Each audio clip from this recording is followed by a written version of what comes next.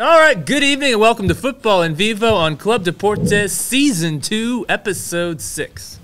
We are every week on clubdeportes.com. Follow us on Twitter at Futbol Austin. That's Futbol Austin. Follow Club Deportes at Club Deportes. For all the latest and greatest sports news and commentary, you got to visit the official website of the Houston Dynamo, clubdeportes.com. I am your host, Eric McCoy, and I am joined by a man whose Futbol En Vivo contract has never been mentioned in a post-match press conference by Josh Wolff. It's David Alvarez. Hey, ¿cómo estás, Eric? How you doing? I'm doing all right, David. Okay. How are you doing? Good. Watching the Chile-Paraguay game right now, but there is no illegal streaming taking place on Futbol En Vivo at this time. I don't want to tell you. No illegal streaming at all. Roja Directa, no more. Right. I am also joined by a man who was wondering if anyone other than John Gallagher is capable of scoring a goal for Austin FC. It's Jorge Chavez. It doesn't look like it. He's the only one. Moment. He's the only one, man. So, yeah. We'll talk about that for sure.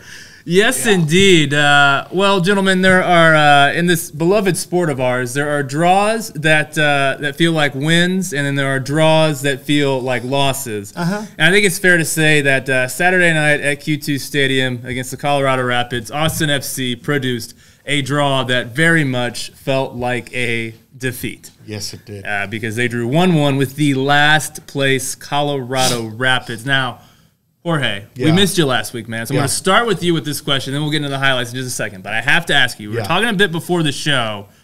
In my eyes, this was the worst MLS performance of the season from Austin FC. Yeah. Would you agree? Well, we talked about this before the game, and I thought the Houston Dynamo game was the worst. That wasn't good. But wasn't good. What about the Violet? Well, MLS performance because that first leg against Violet was... There's a lot of worse games this season so far. Yeah. But we'll stick to the MLS ones right now. Sorry. But at the time, I thought obviously Houston Dynamo losing because Houston was last place when Austin FC played them. But it was at home. The fans were fired up. The team was fired up. So, okay, third game of the season, sure. But now we faced another last place team at home, and it was a stinker. It was bad. I was unfortunately able to attend the game, but I did watch it from home. And they started up. The first 10 minutes were great. I thought they were. Yes, you score 5 minutes in, and it was good. And they had a lot of possession. Heck of a pass from Driussi to Gallagher. And then the game changed completely. The only thing that Austin really won was possession. Very few shots on goal. The passing was horrendous. The defending was very questionable. It wasn't great. If it wasn't for Stuver, and I just want to say Pepe just scored for the U.S., so there's that.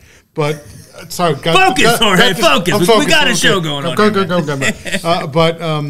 So there was really very little to appreciate from us from this game from Austin FC. It was just it's very concerning. I mean, I understand we still have center back issues. There's a little bit of experimentation there because Leo Väisänen, which is good in if you want to look at it that way. He was called up to the Finnish national team, so he's in Europe right now, which goes to say that the quality that Leo Väisänen provides. Oh yeah, he's been very good. Yeah. But saying that, if we lose a Leo Väisänen now, not ideal. Not ideal at all. Not ideal, yeah. No. Austin FC outshot 17-7 in this match. I mean, outshot 17-7 at home to the last place team. It's not good. Jerry, can we get the highlights rolling on this one? The low lights, if you will. And I should say, I forgot to announce, we're doing bilingual on this show. We're going to do 40 minutes English, 20 minutes in Spanish.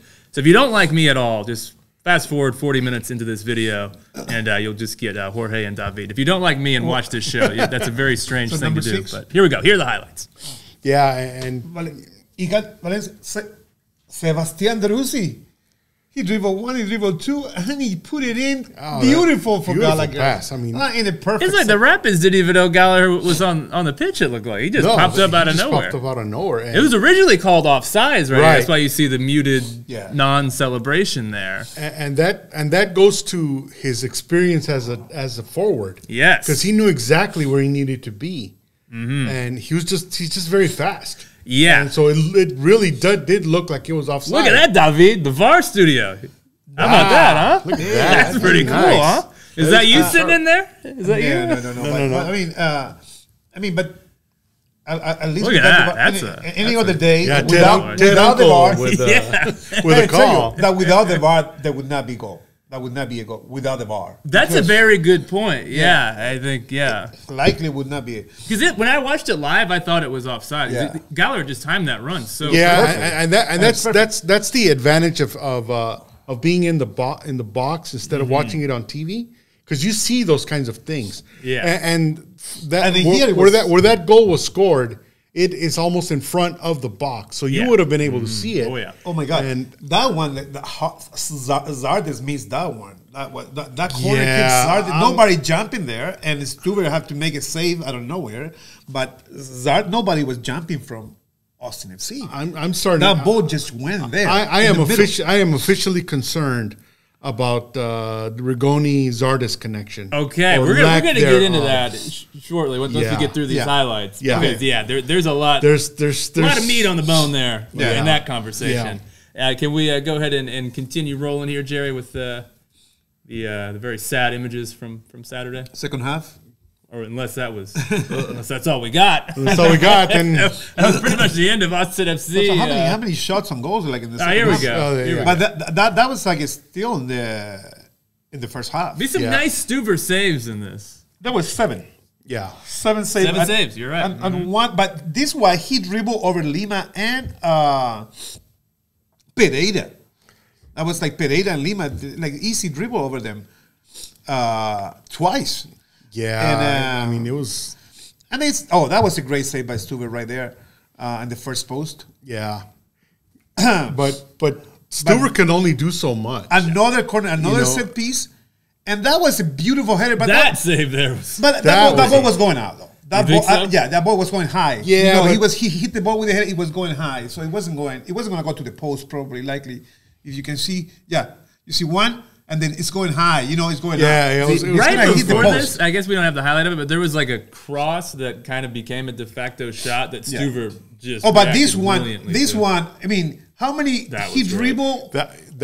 He just dribbled. Who did dribble? That was Barrios. Barrios dribbled ring there, and he left it on the floor. Yeah, he used his body. He just used his body, and he's way smaller than Ring. And if he would have just by peripheral vision seen the oncoming Colorado player, they would have scored then. Hey, and this was Sebastian Russi lost the ball, and nobody noticed that. And here's Ring again. And now, but look he dribbled to the right, and he was 10 meters behind for the pass to the former LA player. LA Galaxy player. First game, first goal. And this was almost identical play to the one we saw before. Yeah. But Luca Barrios actually did the right thing this time, and instead of taking on Stuver, he passed it back. But otherwise, this very well likely could have been a loss for Austin FC. Were thoroughly out. They were. But they are extremely fortunate to come out with a point. Ring is totally is like Ring was left behind, and Lima was totally off too. Yeah, and the midfield defensive midfield was just non-existent. There was nothing in there. There was nothing there. The central, I mean, we don't have anything there, but obviously it's showing. Yeah, and I'm surprised it took Colorado that long to get. But this was a beautiful pass. I gotta tell you, that was a gorgeous pass that Reddish should have finished. Reddish should have. He should. I put it above Yarborough, above him. He gave it to his body. I was like, "Come on, Reddish, what are you doing?" It's like you haven't done anything in how many years? 3 years. But that was a gorgeous pass from Default, right? It was beautiful pass. It was gorgeous. Pass by Default. But it doesn't know how to finish. So Reddish doesn't know how to finish. Default continues to impress me. I like him. I really foresee him getting quite a bit more playing time. Good effort. I think he has to move ahead of Valencia effort, on the depth chart. I think Valencia was not good in this game. I don't think. He was pretty. He touched the ball to Sebastian Rossi for the first goal. Right. That's the only thing we can say about him. But yeah, but I think Johan Valencia. There's two ways to looking at it. If they called his number, was it good or bad? So he was anonymous. But then, could that mean that he was doing his job by being anonymous? It very well could be. But it depends on what role he was expected to play. Yeah. If he was expected to play like a double pivot, say, he should have gone forward a little more.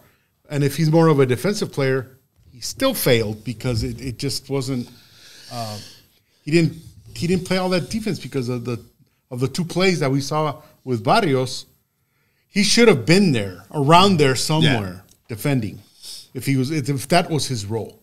So I wish somebody could have asked Wolff to see what the plan was for Valencia, what position he was going to play. Yeah, I do. We can maybe get into a second. I actually think, to an extent, like we saw Alex Ring not looking too great as a center back right there. I think Ring is finally really caught missed. Up to him. Yeah, and I think Ring is really missed in midfield right now. Yes. And I think his presence, especially from an attacking perspective, what Austin FC just kind of aren't doing in the final third, right. I think they are missing. I know it was known last season Ring would kind of flub his lines in some key spots in the final third, but Austin FC aren't even getting into those positions anymore. And I think it's because, and a lot of reasons why, but I think Ring not being on the pitch as an attacking midfielder is one of the big reasons.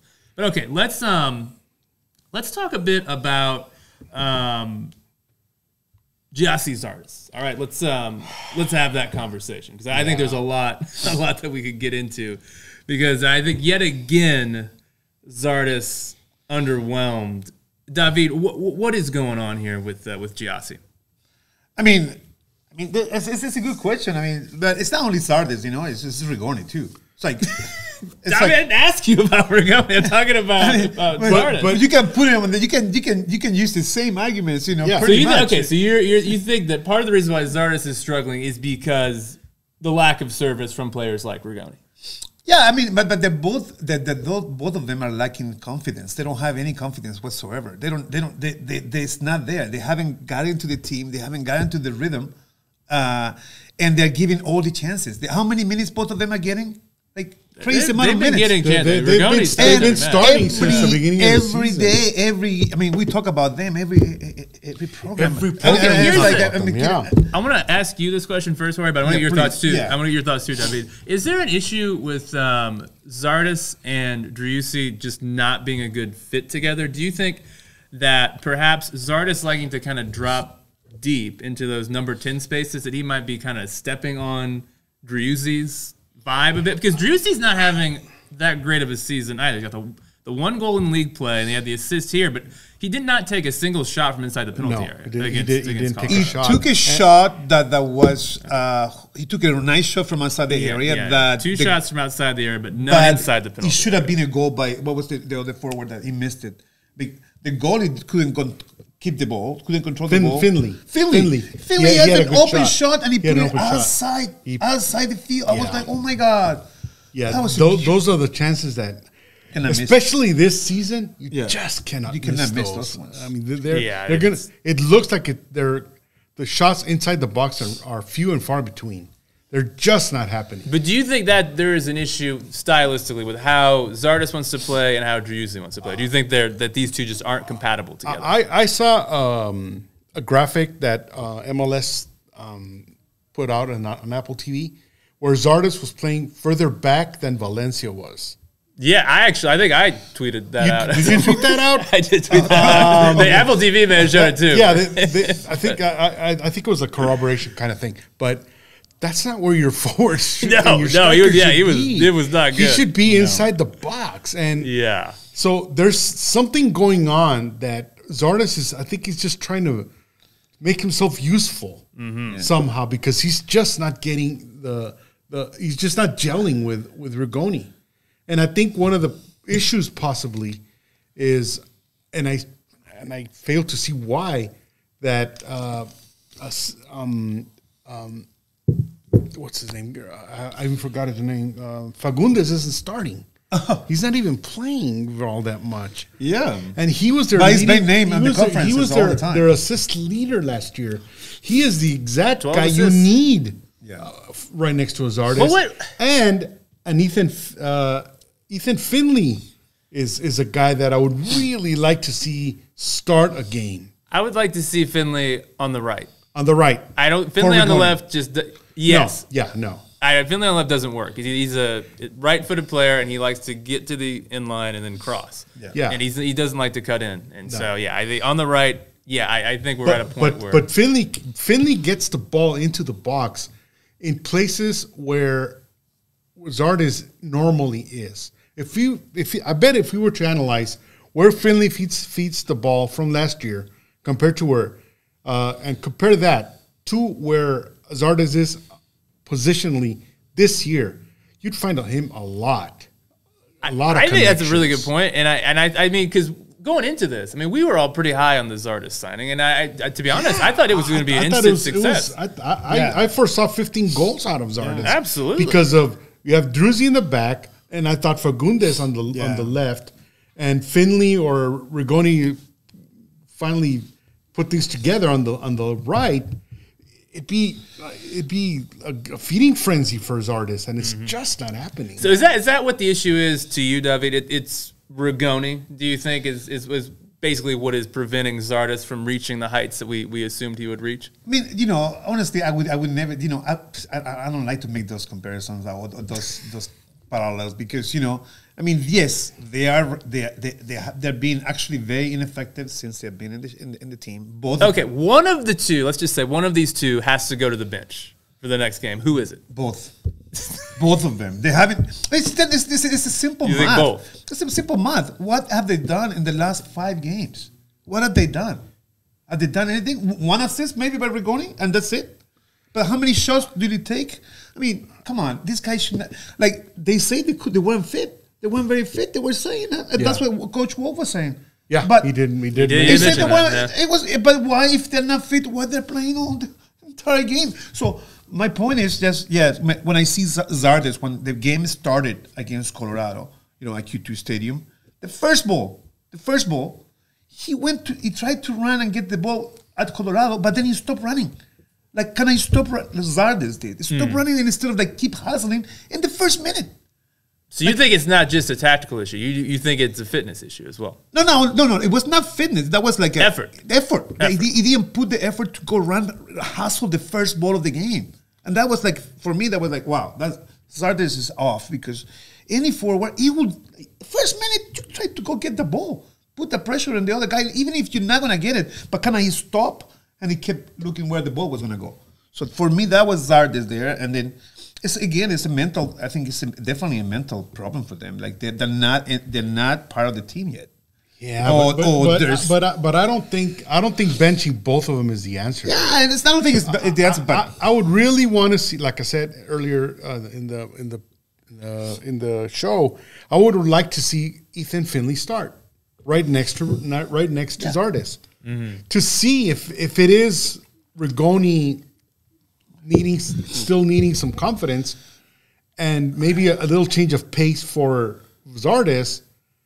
I think that would help. I should have done more, my pre-show research a bit more, but they would have overlapped at the Crew, right? Finley and Zardes, and some of Zardes' best years, I'm assuming, would have come with Finley playing in that team. He was there, and so they're very familiar with each other. And Rigoni is just, I mean, the only one familiar with Rigoni is Driussi, and Driussi. Rigoni's not really doing much for Driussi right now either. Yeah, I mean, he had the assist, I think, in the Violette game, but that's been it. Yeah, that's it. And and so I would like to see that first before we bench Zardes to see if it's just a different guy that's needed out there until Rigoni gets his stuff together, because it's just not happening. So for you, it's Rigoni to the bench. Zardes stays. We bring in Finley to replace Rigoni. And can you get on board with that, David? No. Because that's not the problem. That's not really the problem. I don't think Zardes or Rigoni are the problem. What's the problem? The problem is who is making the decision to have it in the? Okay, we're gonna get to him in a second. That's the problem. We're gonna get to him in a second. Obviously, these guys, they are soccer players. Some of them play in the national team.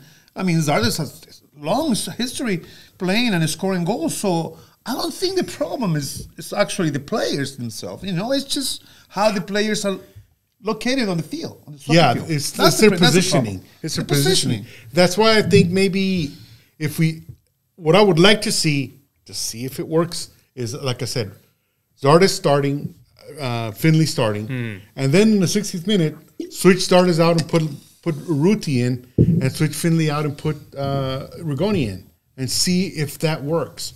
Because I think Maxi would be a better help for Zardes. For Urruti would be more helpful for Rigoni than Driussi is, because Driussi is not a vocal guy, and Maxi is going to get in his face and whack him over the head and get it together. Well, if he's more vocal, and I think that'll help him. But that's a good point, because when you think about vocal, you're thinking about a captain, right? Well, okay. Well, now I mean that's a big elephant in the room right there. Yeah. I'm still not quite sure why that captaincy switch was made. To me, the vibes on this team do seem slightly off, you could make an argument that he earned it, obviously being MVP from second runner-up from MVP, sure. But he himself admitted it when he was named captain in the press conference that he's not a vocal guy. Mm-hmm. He's gonna depend on other guys. Seba? He's still going to depend on Stuver. He's still going to depend on Ring, on these guys to be the vocal guys. So it's just a different captaincy. Remember, it's like keeping the distances, right? Messi had that issue for a long time. Even that is true. Copa America. That is true. Because he was not a vocal guy. But that is true. He showed us the last Copa America and the World Cup. He was a lot more vocal. He took over. Right. And you develop that. You can develop that. And so I think he'll get better at it. So I'm not really. I don't really think that's the problem. It's just that being the captain, I guess they're just used to a different type of captain. Because Ring is a different type of captain. He would get in people's faces. I would not have a doubt about it. Absolutely. So David, are you okay with Driussi as captain, or do you think that I'm fine. You're fine. No, I'm fine with. Like usually, in the field, like you have your captain. Usually, if you have a captain that's going to be vocal and going to be organizing, but usually, here's the thing I'll say though: you finished second place last season with Alex Ring as your captain. Alex Ring is still on the team. Why mess with the formula? Exactly. Yeah, it's true. And then also you have all the in the field. You have 2-3 captains. Like I like to have 2 captains, 3 captains in the field. One with the armband, but the other 2 actually like the vocal guys. Somebody on the back, because, which brings back the issue about why Fagundes isn't starting, because he's a very vocal guy too, and he has that leadership quality. And when you don't have him on the field, he's not going to be as effective playing 20, 30 minutes at the end of the game. He's a guy that from the beginning, he's a spark plug. And it takes him a little while to get going. And he's just not a bench guy. Maybe later on he will be, but right now, I don't see why. Unless it's some sort of injury that they're trying to... For Fagundes? For Fagundes. Yeah. It's weird. Something is definitely up there. And I assume we talked about it last week, but Wolff, again, in this most recent press conference, continues to bring up the contract of Fagundes, which I just think is a huge faux pas. You shouldn't be doing that. You shouldn't be bringing up a guy's contract. He keep bringing stuff like that. He's putting a lot of pressure. I don't know if he sees this as a motivational tactic or from who? Pressure from who? From Fagundes?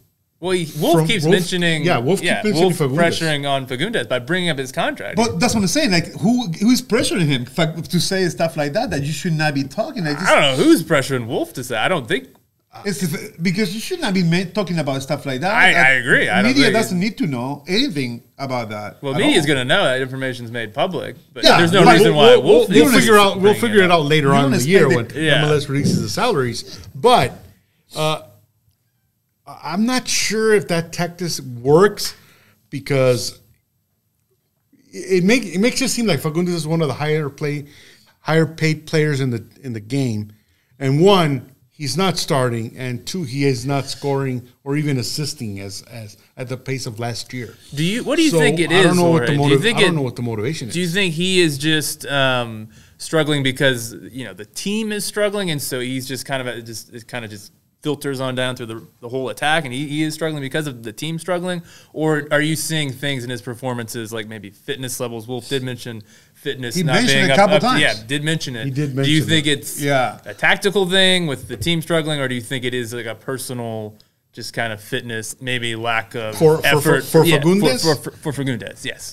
It's hard to say because when he comes into the games, he's just hasn't been effective.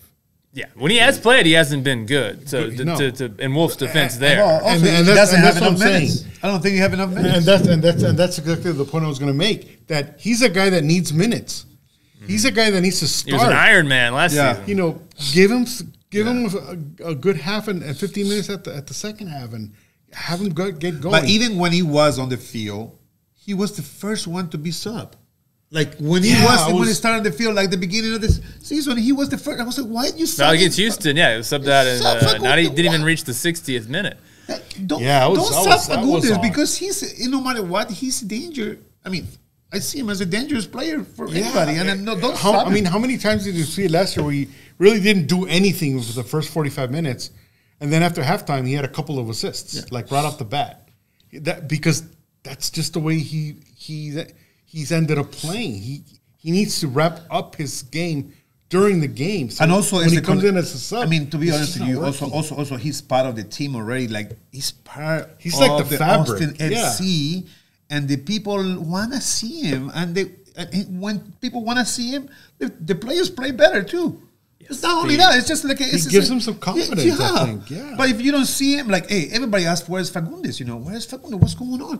Why do we have Rigoni there? Why do we have Redes playing? I mean, why? And why we have to keep waiting and asking why, when most people in the world they never ask why. They get fired, like in Bayern Munich. Okay. Yeah, that does happen at Bayern Munich. You're correct, David. Now, Jerry, I believe we do have an interview with Josh Wolff from the press conference. If we could hear that, I think he's going to be talking about some of the defensive issues. There's a lot of problems. Yeah, I mean, I want to be nice with this team. I want to get into the Wolff discussion. But we talked about it last week. It's getting tired because, like, there's a subject. It's like there's no liability. There's no like. What are the goals? What are you supposed to do? What do we want to do to make the team better, right? Okay, let's hear from your favorite person on earth, David. I don't know. The starting 11 was kind of a surprise for me. Which position? The back, everything on the back. I didn't understand if Lima was center back because I saw him. Mm-hmm. Do you plan the rotation on the center back? I mean, on the defense, the whole defense. Yeah, we don't have a center back at the moment, so I think Kip is thankfully he's gotten some minutes last night. I think that's really important for him.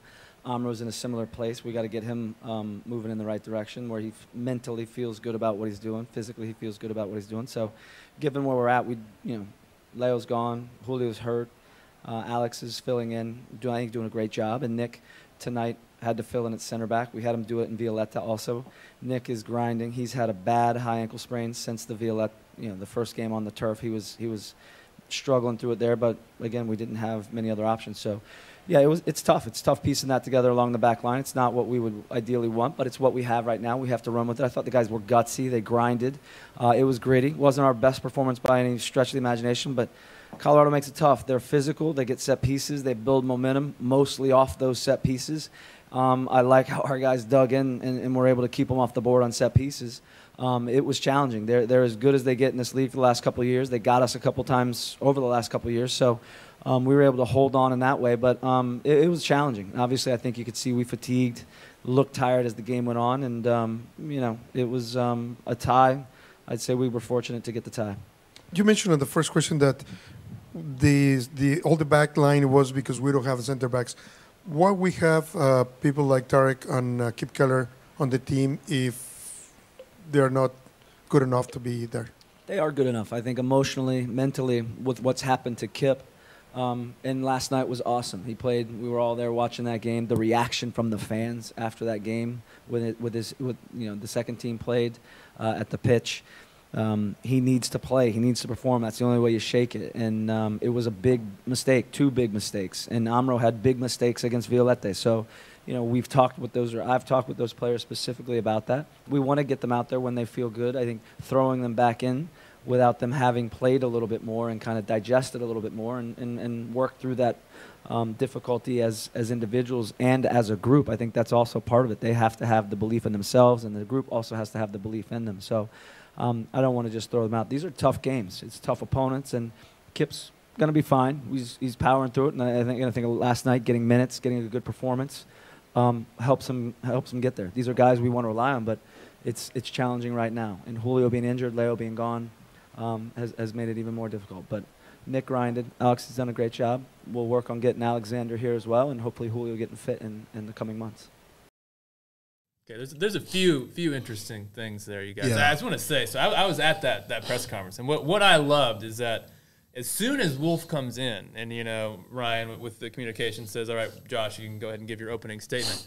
He doesn't give an opening statement. He just immediately starts talking to Jorge Iturralde. I saw that. Yeah, did you see that? Yeah. Did he ask him about Houston? They did. Yeah, we talked about it. Apparently there was some bit of a snafu as far as credentials go. Houston Dynamo have really bad taste in sports programming, and so yeah, Jorge had some issues there. But yeah, that's what I loved about that. Immediately before he even gave his opening statement, he wanted to talk to Jorge Iturralde. Yeah. Loved it. Yeah, I noticed that, yeah. Interesting there. I actually was expecting Wolff to be a lot angrier in this press conference after the performance. We've just been talking about how much we didn't care for that performance. He seemed a lot of praise for Colorado. Like, this is a Colorado team that last place, also missing some players with the international break going Rubio, on. Which Diego Rubio, absolutely. He's Darren playing Yaffe with Chile right now, missed. Paraguay. And you have Jack Price, their midfielder, best midfielders, out pretty much out for the season. Yeah, he's out for the season. Yeah. So it's interesting. So David, this is really your time to shine right here. We're talking Josh Wolff, and I find it interesting because I feel like if you look at, let's take a step back and you look at big picture, right? This is a team that you've struggled in year one, but it was not a very good roster, I don't think. Right. We're great last season. I mean, second best, conference final, really good. You look at where they are this season right now in MLS. I mean, they're in a playoff spot. They're in 6th, and yet when that video, that press conference, you go to YouTube, there are comments, "Get this man out of my club." People are saying, like, people are angry. People don't like Josh Wolff, and I'm just trying to figure out. Some people. Well, I'm just trying to figure out, because I think you kind of, in many ways, are on this show. You're kind of like the avatar for the people that don't care for Josh Wolff. You're the voice of the people that don't. Not necessarily. You're the voice of the Wolff out contingent. I think it's fair to say. I'm just trying to figure out, what is it about that man that gets you just so wound up? Well, it's not about that. It's just like when you say it clearly, like, it feels kind of odd that he didn't feel that shame or didn't have any guilt about what happened during the game. And to be honest with you, so you picked up on that too. I mean, yeah, I picked up on that. I mean, no, I didn't until you told me, right? You mentioned it right now, and I was. But you see what I'm talking about? It's an excellent example. Like, that attitude is like, he feels comfortable. He doesn't have the pressure. Like, there's no pressure. He can do whatever he wants. He wants whatever he wants. He plays the worst. He makes selection. It's fine. You just say fine. Okay, nothing is going to happen. But what I'm going to say, one thing about that, it's like, I was very impressive for me that every time we lose a game, it's for the same amount of shots on goal. We have possession, but this time didn't happen. We didn't lose, even though we got outshot. More shots on goal. You thank your pal Brad for that. We did not lose. So that's a positive thing. Like, wow, first time that the rule didn't happen. Like, we didn't lose. So I think that makes them feel comfortable because even though we got dominated, you got a draw. And like so many people, that's what people say, oh, this is the MLS. They don't think about, like, there's a lot of criticism about people that the newbies. Well, right? The new people that are in the soccer that They don't understand soccer, and for them, a tie or whatever he's doing is fine. Like, okay, it's fine. Let's support the team. Let's support the Verde. But they don't watch the game. Like, they are in the supporting section and they're just singing, but they're not looking at the game. It's like they're not looking at the mess that's going on. Taking shots at the fan base now? Yeah, the fan base. Like, some of the fan base, like, they don't care. They go party there. Some people, not everybody. And I'm gonna jump in now because I totally disagree. Totally disagree. Here we go. Dude, have you seen the Twitter anger about the tactics? I've seen it. They are passionate. There are some very passionate guys and people, guys and gals in Twitter, in Facebook, on YouTube, everywhere, criticizing Wolff, criticizing the players, doing all sorts of stuff. But I think the passion gets in the way a little bit about the reality of things. We didn't have Leo Väisänen. We don't have a center back. What? Zero center backs on the... I would love to ask, put a poll. Who do you want to start as your cornerbacks of the guys we have now? Who do we start? There isn't anybody. What do they expect Josh to Wolff? Put out the magic wand and cornerbacks suddenly appear? That's not the way it works. That's just the reality of this season. Cascante gets injured. Tarek gets injured in the first game. Leo Väisänen is so good that he got called up to the national team. They don't have center backs. Colorado has the same problem. Yeah, I don't think you can criticize him for at least from defensively from the lineup. Dude, he had nothing he could have done. I mean, that's what you cannot say he put out the best thing he could do with the people he had, and so was he comfortable with that? Sure, because I mean, what else are you going to do? I put the best guys out there on the defense.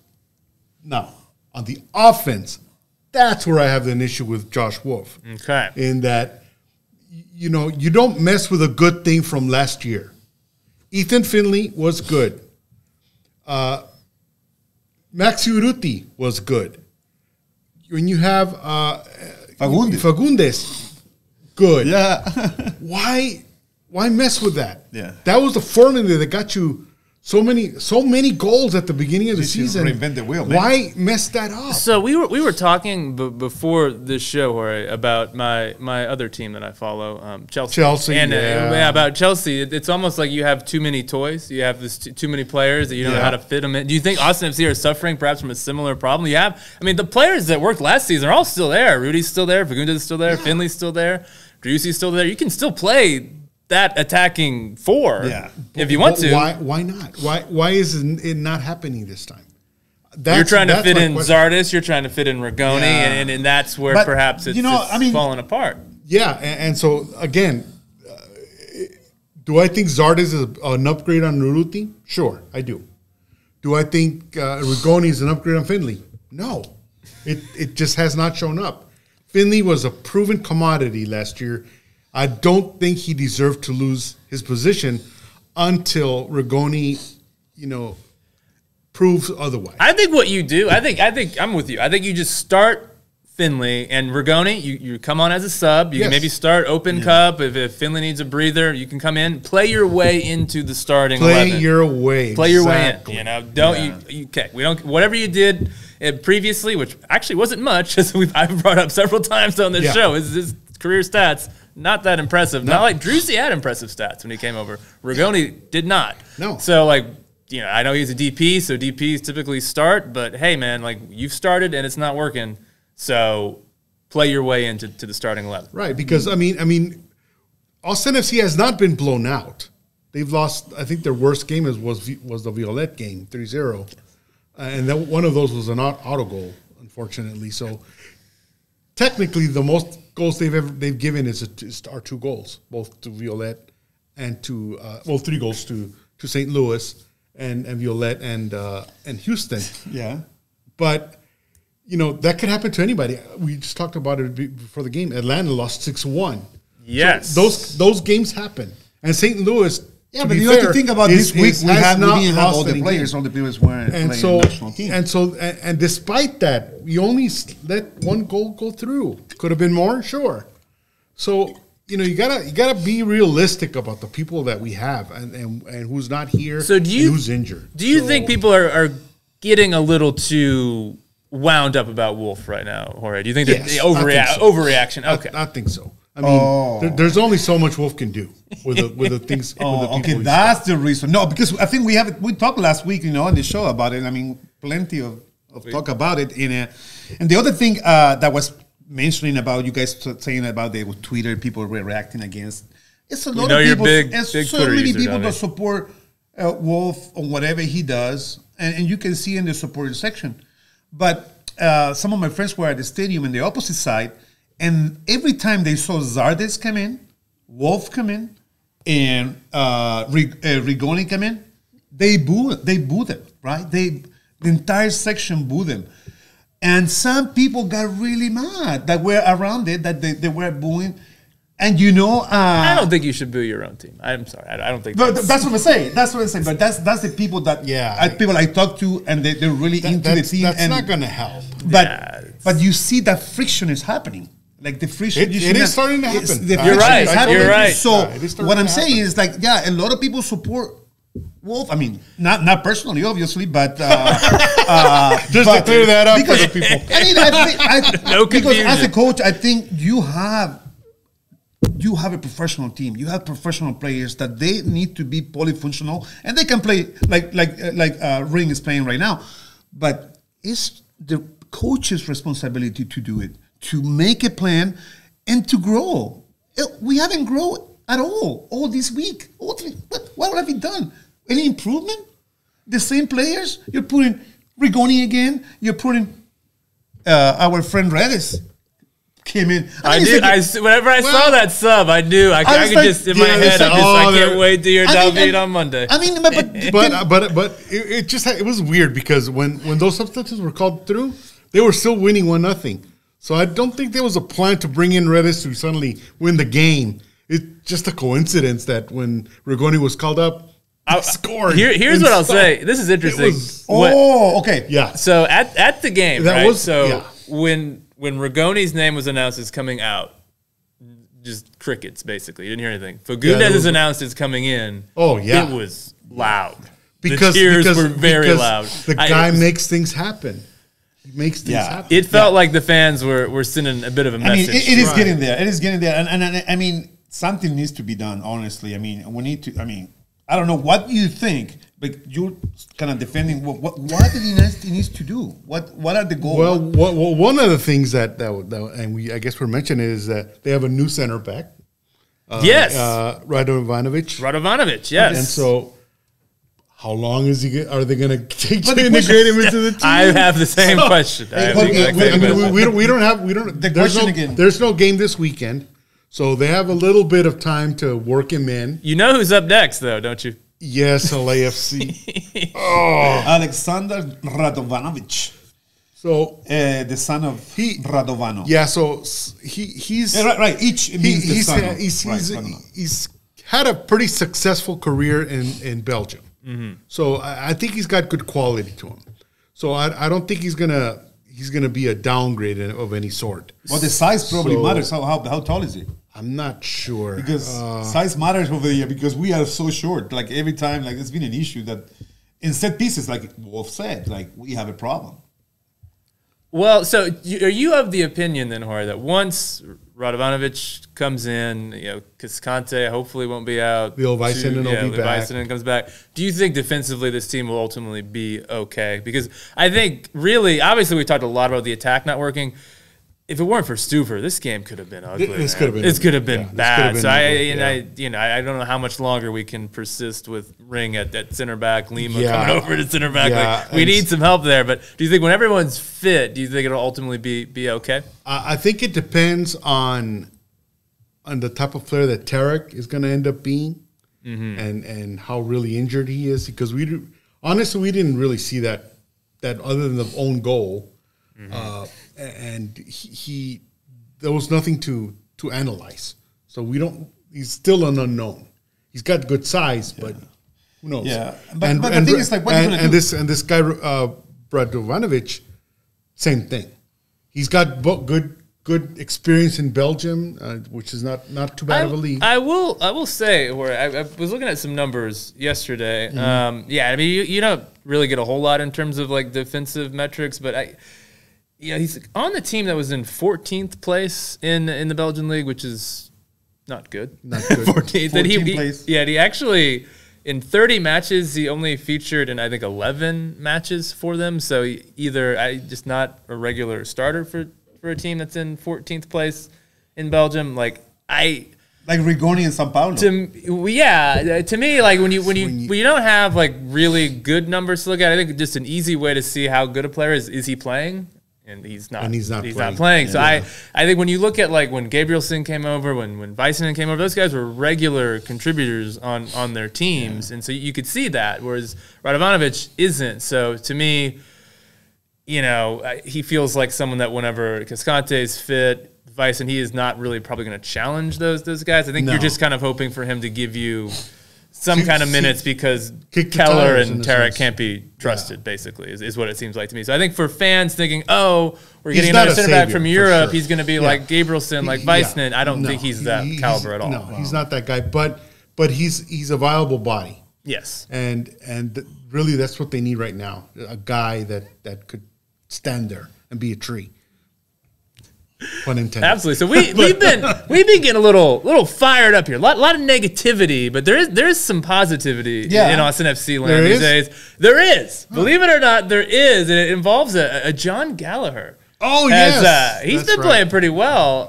Jerry, I think we have some John Gallagher footage. If we can go ahead and roll that here. And we got some criticism because we put him on the pictures last time for the worst 2 weeks. Remember? We'll go ahead and do the one that I did, if we can get that rolling. Just to toot my own horn up here. But you got to watch Futbol En Vivo to make an opinion, to have a full opinion, about who Gallagher is. Because we have been talking about how Gallagher has been to the team. So you're a defender now, John. So how are you having so much success getting into attacking positions as a defensive player? Yeah, I mean, I've played as a winger my whole life, so I feel like I bring a different element than most fullbacks do. A bit more attacking experience from previous years, and if I can time it right and make the right runs, I feel like I can get in the box and usually, have a good knack for where the ball's going to land and an eye for the goal. So. Yeah, so you're a Yeah, that's pretty impressive. Now, you were calling out the haters there, David, because we did receive a couple of negative comments on our image for our last show because it did feature a rather forlorn-looking John Gallagher, and so that's called fallacy ad hominem. When you criticize, when you criticize just the image, not the content, right? Watch the content and then make an opinion, right? I don't disagree with you. Don't disagree. Don't disagree with you there. Guys. I mean, because let's be honest, Gallagher has been a breath of fresh air all the time he's been here in Austin FC. He's he stepped up to the plate. He did well his first year. He did even better the second year, and he's a leading scorer this year. So if it weren't for that guy, I don't know where we'd be. Yeah, to me, he is definitely the bright spot. I actually had a question. Is there any other bright spot other than John Gallagher now? That's the problem. David. I mean, there's one negative thing that I noticed in the game that I forgot to tell you was Stuver clearing the ball. Do you see when Stuver cleared the ball so bad under pressure that Colorado got the ball and they almost scored on us? Do you remember that one? That was bad clear by Stuver. But that was remind me of the goal that Seattle scored. Rui Diaz scored to us. They could have done the same thing. Yeah, it's totally deja vu with that one. I don't remember that one. Yeah, I remember the Colorado keeper did that. That it bounced off his chest and almost fell to Gallagher. No, this was a kick back. Stuber kickback. kicked the ball, but he kicked it very soft to the mid, and they got it back on No the matter net. what the guy does, David, you always gotta nitpick. something 7 in there. saves. I mean, team would have given him 5 goals. 6 save because one was going out. So come on, man. So for David Alvarez, Stuber will never have a good game. Never have a good. No, Never. come on. He's have a always good gonna have game. one bad Hey, thing. no, it's Stuber. It's my idol, man. I love him. I love him. I know. Except that he plays with his feet. But So, Jay, how are we doing on time? I know I said we were going to do some Spanish talk. How long have we been going on? We have 10 minutes left in the whole show, in the whole hour? Okay, do you guys just want to finish it off, do a little Let's LAFC just finish preview? it off. Okay, so sorry to people who have to deal with me for 10 more minutes, but we had a lot to say. It was a feisty discussion. Yeah. Let's look ahead because we got a week off, so that'll be good for all of our collective blood pressures. We won't be getting fired up about Josh Wolff, Rigoni. for the guys that have to heal a little bit. Absolutely. Oh, and what are the goals? What are we goals? So are we going to do something the next games? Is there any consequences if you don't do good? That's the question for me. I mean, we can talk about the future, but there's no goals. We just keep talking and talking. But and more then be patient. importantly, is that the 6th game or the 5th game? Well, I think it would be the 6th league game. And so, actually, last week's show, we got the David Alvarez 6-match assessment. And I think you gave a 2 out of 10. Is that what you I think? give it a 2. And then I thought about it. I should have given it. I got confused. I thought it was going to be 6 games. MLS only games. Yeah, it is a little confusing. Thankfully, the but- Violet losses will not affect. I mean, well, we even can though do it was 1-1. next show. We can but do. I like the fact. MLS, if they're going to make the MLS playoffs, that's what I was getting to. Okay. Because that was his 6th game limit. Okay. To see But, I mean, that's a good if they're point. going to make That's the a good MLS. point. Yeah, let's give him. Well, okay. Well, let's. So you want to wait till after next week will be your assessment if they make the or after the LAFC. Will be your assessment. Because that's the culture. That's the culture. It's here. 6 games. People, people is patient here. There's a lot of patience. Well, now, do you think, David? I want to ask you because you obviously you are from a country and. I watch a lot of European soccer. Jorge, you watch European soccer as well. So we're all kind of used to cultures where relegation is a thing, right? Yeah, it is a where thing. that is not a thing here in MLS. And so do you think that in 9 of 14 teams are going to make the playoffs? I mean, come on. So, it's a very forgiving league. Do you think that the format of MLS allows for teams and maybe certain fans to be more patient with teams and with coaches?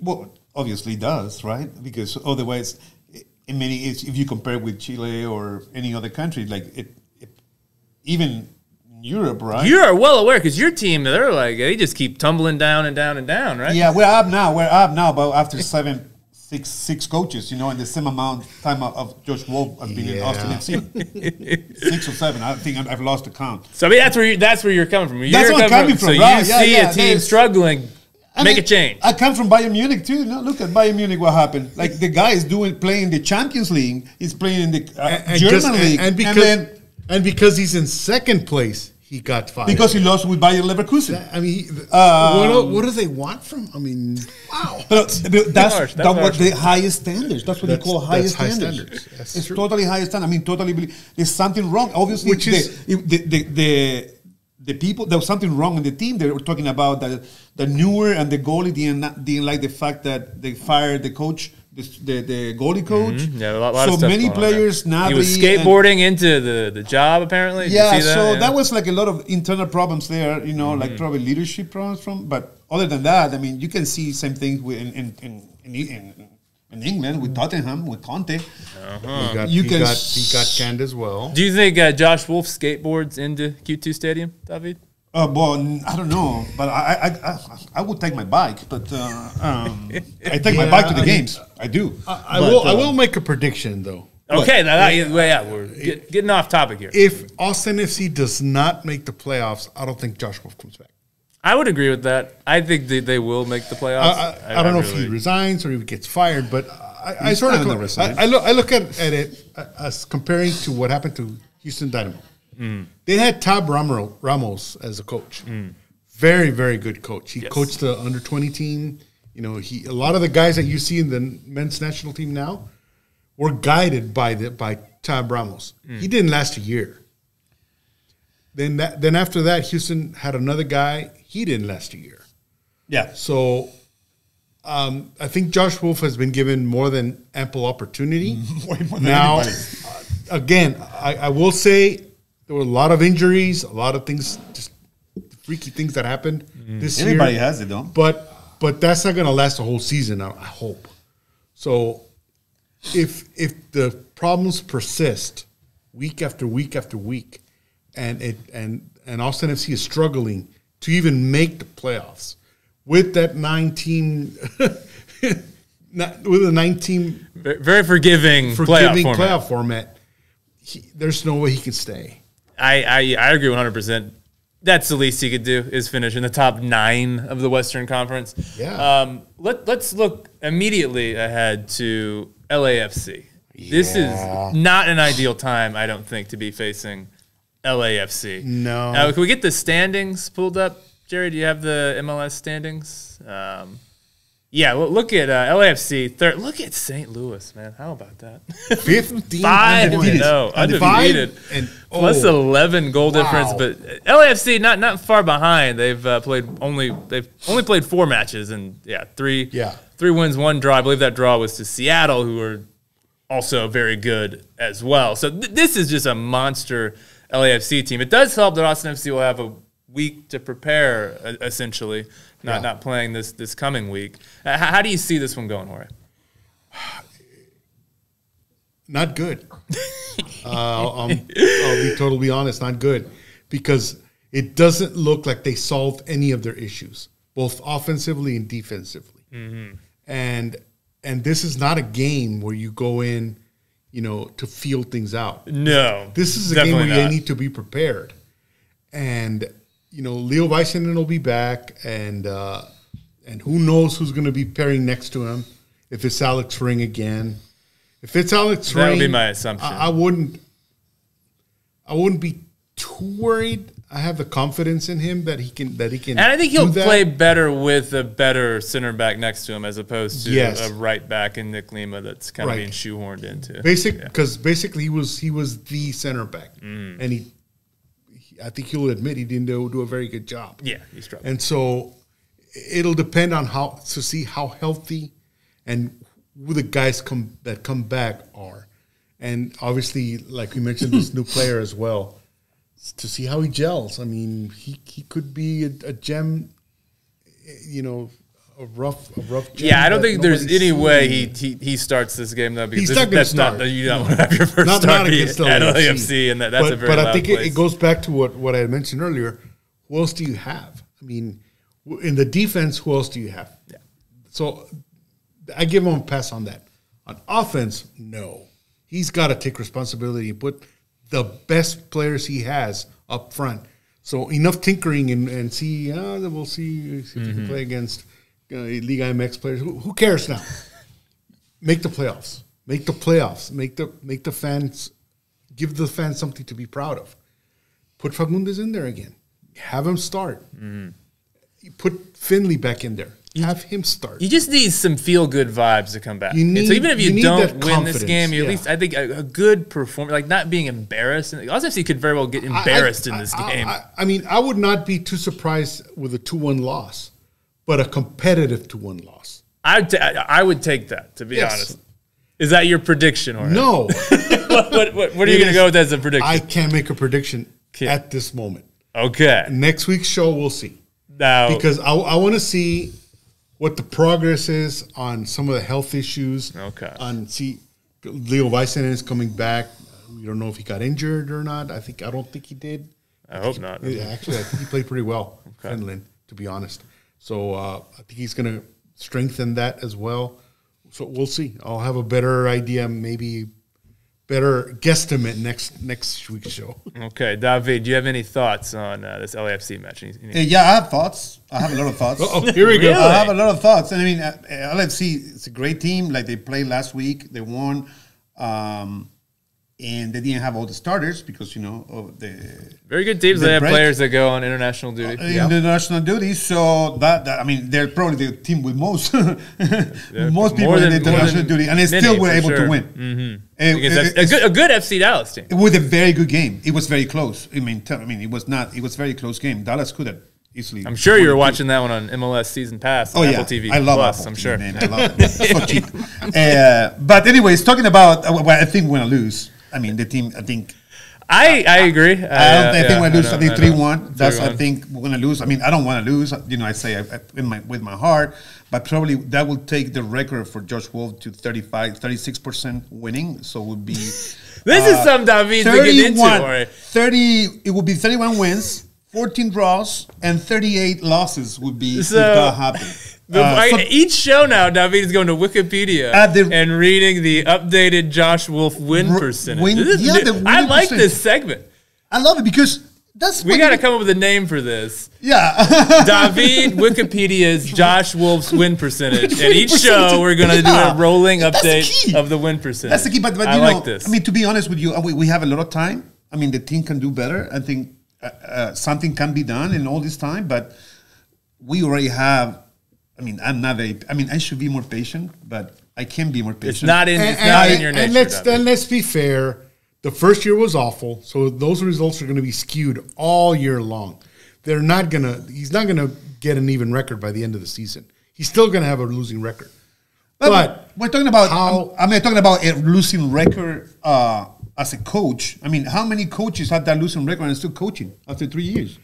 I would love to see and name me one coach that has the losing record. Don't criticize me for it, but what was Sir Alex Ferguson's record the first 2 years? I don't know. It was awful. You gotta get on Wikipedia. Sir Alex Ferguson. So if we want to use that metric, but that's relegation. Ferguson should have been fired after the third year. There's no relegation. There's relegation in the Premier. There's no relegation here, so we cannot use that metric. Yes, we can because Sir Ferguson lost a lot of games. He did in the first couple games. He did. He was almost. What about fired. Mikel Arteta? Even a more recent example. Mikel Arteta struggled quite a bit at Arsenal, and now the point is, was almost fired, but for a last minute game that he won in the FA Cup. If it wasn't for that win, he would have been gone. And we would have not had Manchester United. If David Alvarez was running Manchester United, Sir Alex Ferguson would have been gone. They would have not won the 18. So I don't think it's. I mean, I say again, we cannot compare Apple with Apple. I mean, we cannot compare. There's no relegation there. Well, why are you going to compare with them? We just compare with there's no relegation. This has been lively, but I think we are out of time, you guys. This has been an incredible show. All right, it's been a ton of fun. Thank you, Jerry. Thank you, Club Deportes. We'll do this again.